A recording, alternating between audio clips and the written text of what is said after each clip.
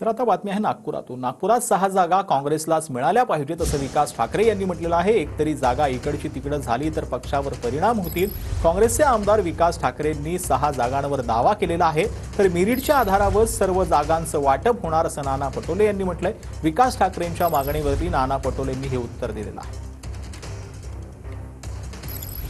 Media में देखते हैं, इलेक्ट्रॉनिक्स मीडिया में, कि हमें रामटेक की सीट होना, हमें दक्षिण नागपुर की सीट होना।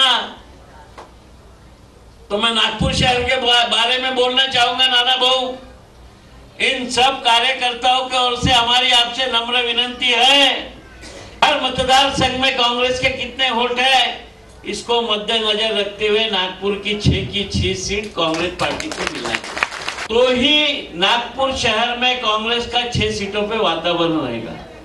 एक भी इधर का उधर हो गया तो इसका भुगतान पार्टी को भुगतना पड़ेगा।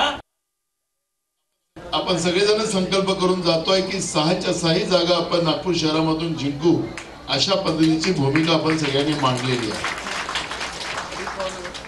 माध्यमामध्ये एक मोठी चर्चा होतो की महाविकास आघाडीमध्ये भांडणं चालतात, म्हणजे युतीमध्ये महाभारत चाललेलं आहे, त्याच्यावर ते चर्चा होणार नाही। पण महाविकास आघाडीच्या बद्दलचं जाणूनपूर्वक सांगलं जातं, म्हणून जाहीरपणे आम्ही सांगतो की आम्ही लोकांनी निर्णय केलाय की मेरिटच्या आधारावरच सगळ्या जागाचं वाटप होऊ।